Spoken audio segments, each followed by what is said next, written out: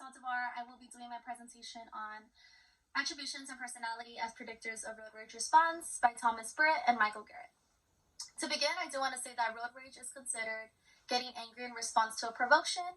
For example, yelling, honking, cussing at the other driver, being physically or verbally aggressive. As well as some history on road rage, according to AAA, more than 80% of drivers do experience road rage, anger, or aggression at least once a year behind the wheel. So, the way that these researchers examined their study was within two hypotheses. The first one was on personality variables, and the second one was on the attributional correlates of road rage.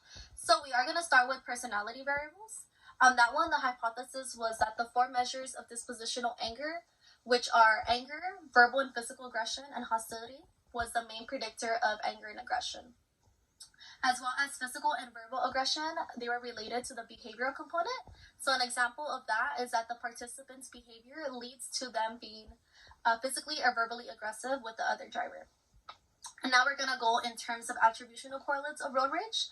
Their hypothesis was that blame and hostility were related to the emotional and behavioral component.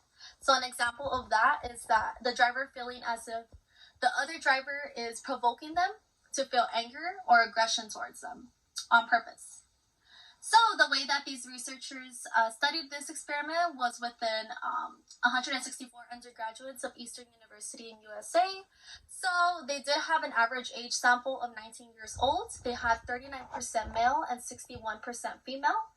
They did have 12% African Americans, 87% white, and 1% other race.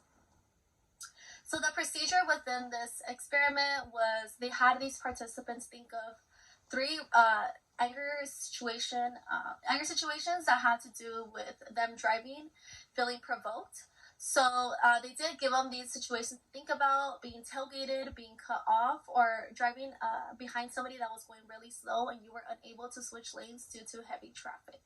After they thought of these recent times that they were in anger-provoking situations, they were then asked to answer a set of questionnaires that assess their emotions, behaviors, and thoughts. So, did you feel angry? Did you feel sad? Did you feel worried? Were you yelling? Were you cussing at the other driver? Were you honking?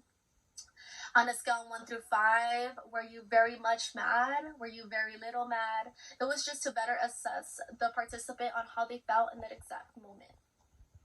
After those questionnaires were answered by the participants, they were then asked to answer a set of battery questionnaires that assess their personality inventory with personality skills. So these personality skills, they had various ones. The first one was narcissistic personality inventory that assessed their narcissism. The second one was the Rosenberg self-esteem scale that assessed their self-esteem level.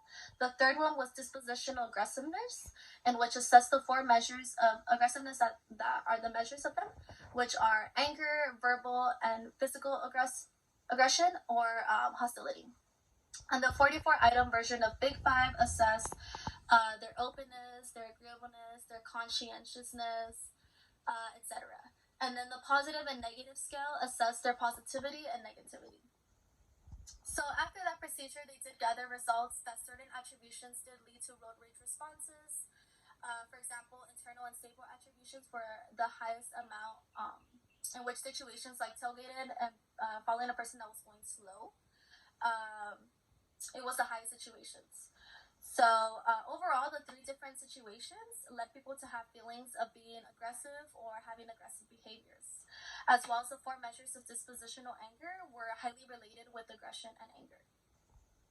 So some future directions that these researchers want to take up on with this study is for the future, maybe have participants answer those set of questionnaires right when they're in that anger-provoking situation in which they're being tailgated or being cut off or following a person that was going too slow, just so they could have a better adjust on how they feel on that exact moment. Or also, they were thinking about having cell phones or headsets given to these participants so they could have better communication with them and ask them in that very moment on how they feel, on how their behavior is, etc. So at this point, I am done with my presentation. Do we have any questions, comments? Thank you for your time.